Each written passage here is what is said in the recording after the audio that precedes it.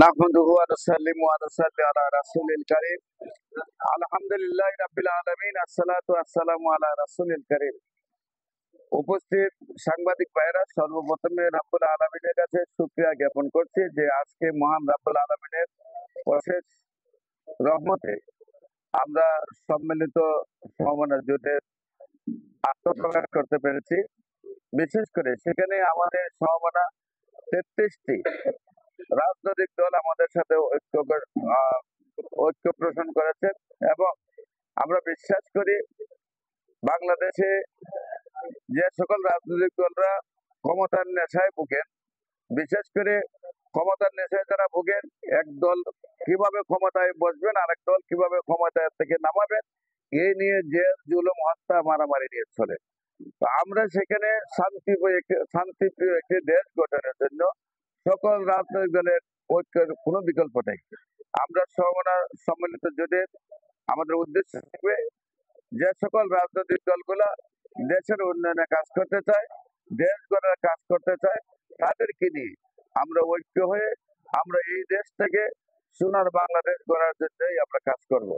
এই দেশ থেকে উন্নয়ন করার জন্য সকল সম্ভাবনাই রয়েছে, কিন্তু একমাত্র রাজনৈতিক স্থিতিশীলতা নেই। আপনারা লক্ষ্য করেছেন মালয়েশিয়াতে মাহাথির মোহাম্মদ ক্ষমতায় বসার আগে বাংলাদেশ দেশটা গরিব ছিল, কিন্তু মাহাথির মোহাম্মদ ক্ষমতায় বসার পরে দেশটি বাংলাদেশের চেয়ে উন্নয়ন নয়, শুধু বিশ্বের শ্রেষ্ঠ ধনী রাষ্ট্রে রূপান্তরিত হয়েছে। আপনারা লক্ষ্য করেছেন আফগানিস্তান, তারা বাংলাদেশে গরিব ছিল, কিন্তু তালেবান ক্ষমতায় বসার পরে এই দেশটি এখন বিশ্বের শ্রেষ্ঠ ধনীতে রূপান্তরিত হয়েছে।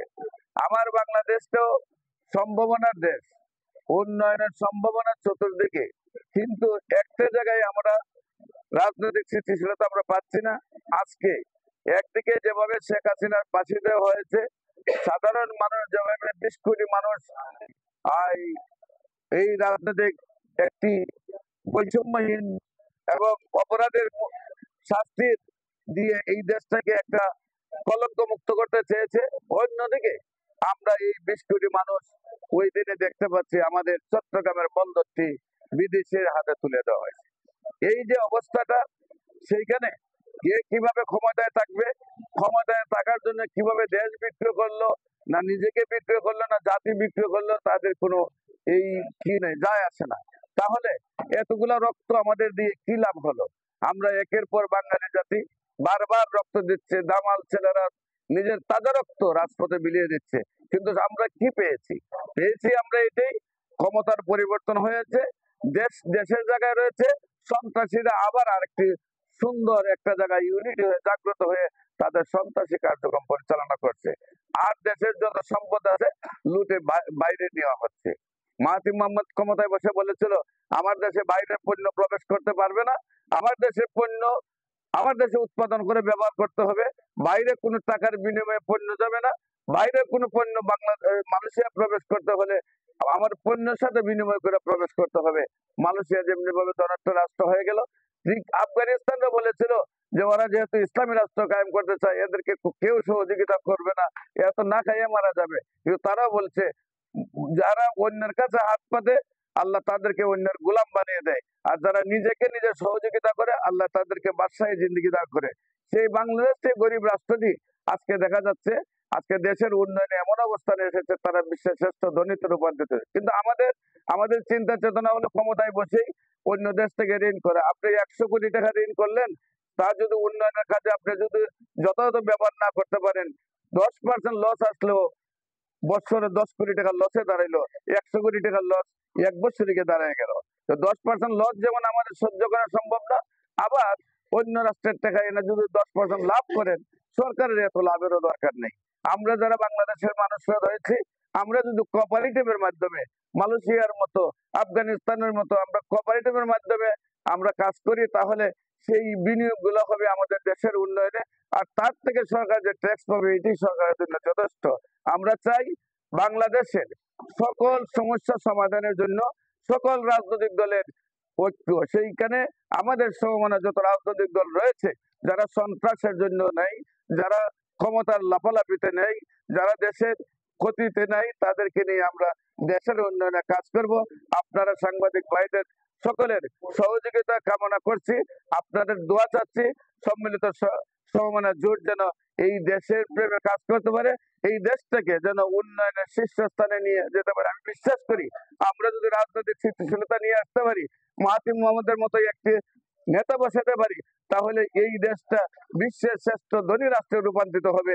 আর এই দেশে যারাই ক্ষমতা আছে শুধু অন্য দেশকে তাবেদারে থেকে তাদেরকে খুশি করাতে ব্যস্ত আছে, আর হইল দেশে কিভাবে দেশকে আরো পূজায় রূপান্তরিত করা যায় সেই দিকে ব্যস্ত আছে। আমরা সেখান থেকে বেরিয়ে আসতে চাই। আপনাদের সবাই সহযোগিতা কামনা করে আমি আমার বক্তব্য এখানে শেষ করছি। ঢাকা ৮ থেকে আমরা যে নির্বাচন করতেছি, বিশেষ করে আমি ঢাকা ৮ আসন এবং হবিগঞ্জের ৩ আসন থেকে এমপি নির্বাচন করছি বাংলাদেশ ইসলামী ফ্রন্টের মোমবাতি প্রতীক নিয়ে। বিশেষ করে আমাদের এবিএম এরশাদ ভাই বগুড়া মাগুরা এক থেকে এমপি নির্বাচন করছেন। আমাদের মধ্যে এখানে প্রায় আমাদের জোট থেকে প্রায় 50 জন ইসলামী ফ্রন্টের থেকে আমরা মোমবাতি প্রতীক নিয়ে আমরা নির্বাচন করছি।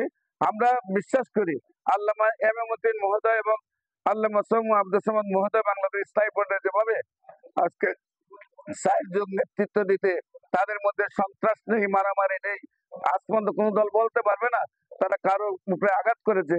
এমন একটি শান্তিপ্রিয় দলকে যদি ক্ষমতায় নেওয়া যায়, এমন একটি শান্তিপ্রিয় নেতাকে যদি ক্ষমতায় নেওয়া যায়, তাহলে এদেশের শান্তি প্রতিষ্ঠা হবে। তাই আমরা ইসলামী ফ্রন্ট থেকে আমরা নির্বাচন করব এবং আপনাদের সবার কাছে দোয়া চাই, ভোট চাই, সহযোগিতা চাই। আমরা যেন শান্তিপ্রিয় একটি রাষ্ট্র গঠন করতে পারি, এদেশের মানুষের জন্য শান্তি প্রতিষ্ঠা করতে পারি, এই দেশটাকে যেন পৃথিবীর শ্রেষ্ঠ ধনী রাষ্ট্রে রূপান্তরিত করতে পারি। সবাইকে ধন্যবাদ, সবার কাছে দোয়া চেয়ে শেষ করছি। আসসালামু আলাইকুম ওয়া রাহমাতুল্লাহি ওয়া বারাকাতুহু।